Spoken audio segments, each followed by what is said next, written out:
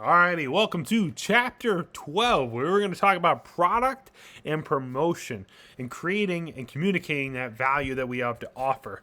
So, a lot of the times we're going to be selling products. So, when you hear the word product, you probably think of some sort of consumable item. Now, when we hear consumable, we're not talking about a slice of pizza or a Eustace flask. We're talking about anything such as jeans. We're talking about shirts. We're talking about tires on your car. Consumable items. From the marketing perspective, a product could be anything that a company offers to satisfy consumer needs and wants. It includes physical goods and services, charitable event, cosmetic surgery, cooking lessons, all qualify as products, right? And when you buy that product, you're also buying that brand recognition that comes along with that product and any other attributes that come along with said product. So, brand recognition could hopefully be a good thing, but it can be a bad thing at times. So, we talked about product. Now we also have services. And most services embody the following characteristics, right? So, that's intangibility. Typically, you can't see, smell, or taste or touch a service, right, before you buy it. Inseparability is you can't separate the buyer of a service from the person who renders it. Delivery requires interaction between the buyer and the provider.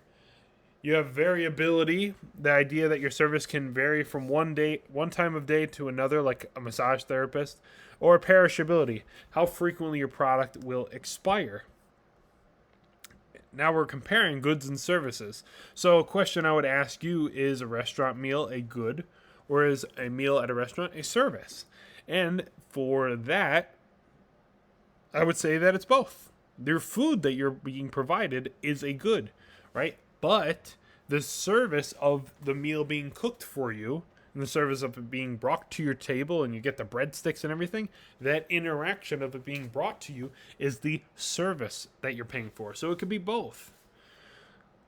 The goods and service spectrum can provide a valuable look and could be a valuable tool for analyzing the relationship between these two. And at one extreme, you have pure goods, which are products that do not include any services. In the opposite side, you have pure services, services that do not include any products, such as a piano lesson.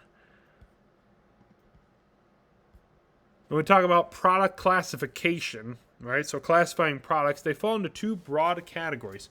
Consumer products, which are products purchased for personal use or consumption, and then business products, which, as you could probably guess from the name, are business products purchased for the direct or indirect production of another product. So you're buying those goods to produce more goods. So maybe a piece of machinery. And when you look at consumer product categories, you have convenience products that are inexpensive services, goods or services that consumers buy frequently. You have shopping products you buy less frequently, such as cars, computers, and cell phones. You have specialty products, which could be pretty expensive products that people rarely purchase, right? Maybe you're unwilling to accept substitutes, such as a sports car. If you really want a high-end sports car, there's not a lot of substitutes that you're going to go with. You know what you want.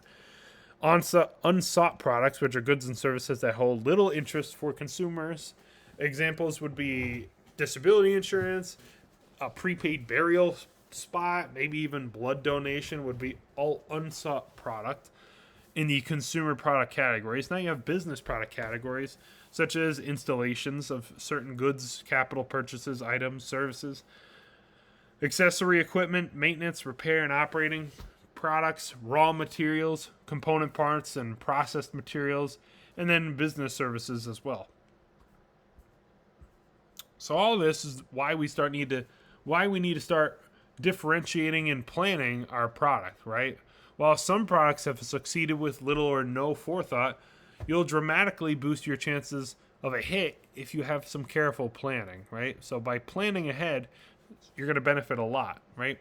So product differentiation is a great way to go about that. Product differentiation is the attributes that make a good or service different from another product or good or service that compete with the same or similar customer needs, right?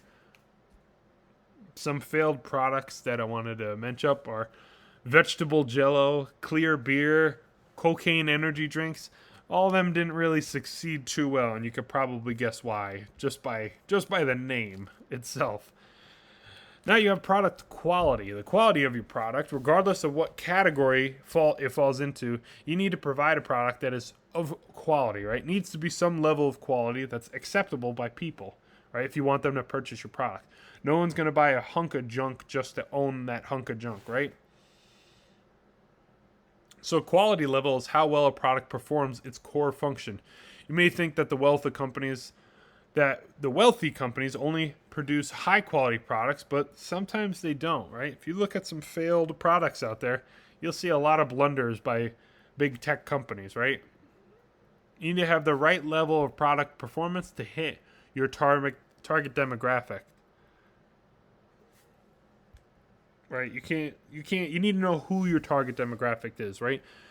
How fast of a boat do you need is an example. How fast of a boat do you need if you're going to sell it to someone who lives on a small pond, right? If someone lives on a pond that's less than 100 yards long, you don't need to sell them a speedboat, right? But if you live on a massive 12-mile long lake, maybe you want something a little bit faster, right? And that's why you need to start looking at what level of quality can your product provide to people.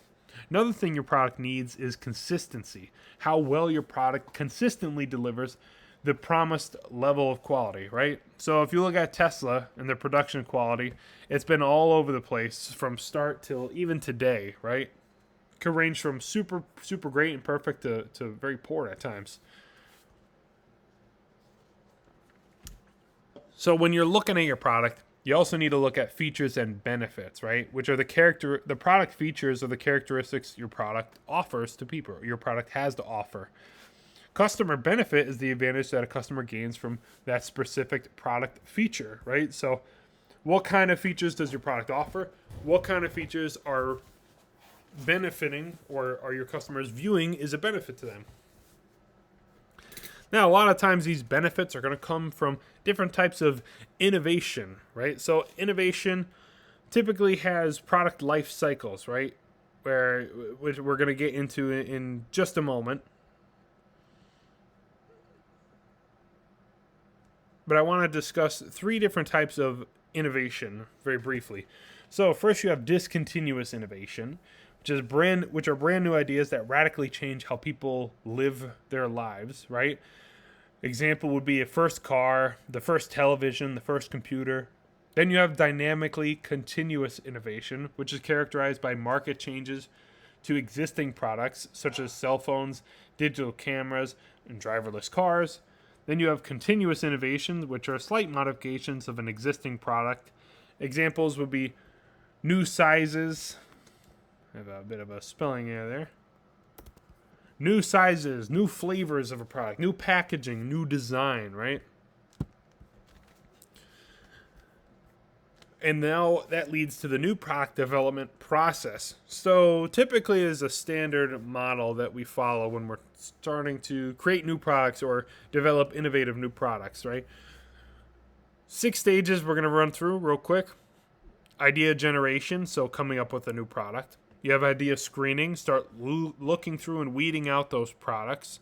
Then you have analysis, stage where you start to estimate the costs, forecast sales,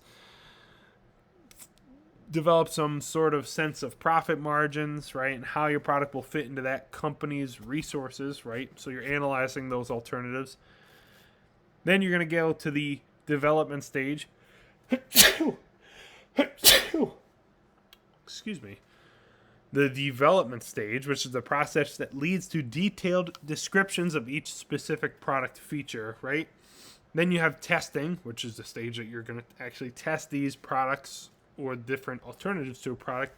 And then finally, commercialization, which is the stage where you bring the product to the general market. Now, you've probably heard of early adoption, things like that, which is new product adoption, right? So when we're talking about new product adoption and diffusion, in order to become a commercial success, new products must spread throughout a market after they're introduced, right? That's called diffusion, right? If you know anything about science and biology, diffusion is what we want our product to do within our particular market, right?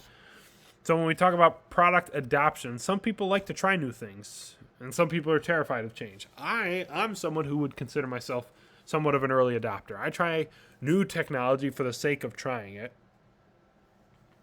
I'm willing to adopt new product. And early adopters make up only about 2 to 5% of the total population.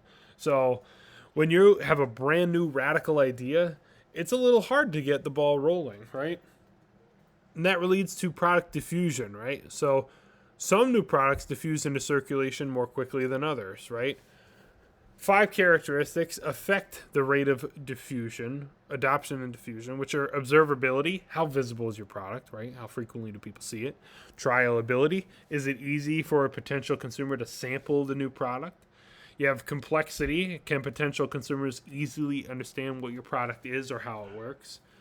Compatibility, how consistent is your product with the existing way of doing things? And then you have relative advantage, which is how much better are the benefits of your new product compared to the existing product. So comparing, what you have made now versus what previously existed. And that leads us to this product life cycle, right? So not all products live forever, unfortunately. Well, actually, it is very fortunate. We don't want old products all the time. We want new things, innovative things. So you can see in this graph here, introduction, typically there's low levels of adoption, right? And then you start to experience growth, right? So as your product is growing, then you reach maturity where your sales are starting to peak off. And then eventually you experience decline, right? Where your product is now starting to decline because that iteration is not as good anymore. So right now, a good example would be gasoline or fossil fuels are at peak maturity, right? They're at the top of their sales right now. And what's about to happen is decline, where sales of fossil fuels are actually going to decrease because renewable energy is starting to pick up in popularity. Right now, renewable energy is in the early stages of growth, right? Because it's starting to pick up. People know about it, but it's still a little expensive, right? Eventually, it'll become a little bit more affordable, which will be great. Then you have promotion. So promotion is marketing communications that have the power to influence consumers to purchase your product. So how do you promote your product to someone to get them to actually buy it? That leads to integrated marketing communication, which is the coordination of marketing messages through every promotional vehicle to communicate a unified impression about a product. So why would you want multiple ads to promote a single product, right? Well, that's to get more eyes on your product, but you want your message to be the same, right? You need to be consistent with your message. If your messages are out of sync, it's going to create a lot of confusion from the buyers. Imagine if I went to you and then told you, all right, in the second week of the semester, I told you that our final exam is going to be a test, right? Then a couple weeks later, I mentioned that the final is an essay. And then a few weeks later, I made a passing comment about how the exam is going to be a presentation. What kind of image do you have, right? You're probably a little bit confused. What the heck's going on? So when you're starting to coordinate that communication, it's actually a little bit more difficult than you might think, right? Even if your messages highlight similar key points of your product, coordination is a challenge because there are lots of people coordinating these different messages, right? They play a critical role in the marketing atmosphere. You need to make sure that all of your messages are saying the same thing and that you have a meaningful message, right? Your message starts with your positioning statement, which is a brief statement that articulates how you want your target market to envision your product relative to the competition. This helps you guide your focus and plan around that specific message. Last thing I want to talk about is the promotional mix. So once you've nailed down the key points in the message and are ready to bring your promotion to market, now you need to determine the channels of which you're going to advertise. So promotional channels are specific marketing communication vehicles for sales, advertising, commercials, etc., right? Lots of different vehicles that you can choose from. Common forms of advertising are internet advertising, social media like Facebook, Instagram, native advertising, which is a type of advertising that means to mimic the user experience typically built into the platform, right? It's like the suggested tab on YouTube or the recommended ads you experience on Facebook. Then you have product placement, right? So paying to have your product in a movie or TV, which is a pretty great one that you see all of the time. Then you have buzz marketing, which is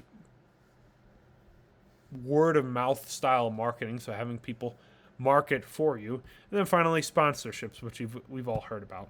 All right, that is going to be the end of chapter 12. I hope you had a fantastic time. I hope you learned a little something about product and promoting that product. And if you have any questions, feel free to email me. Thank you.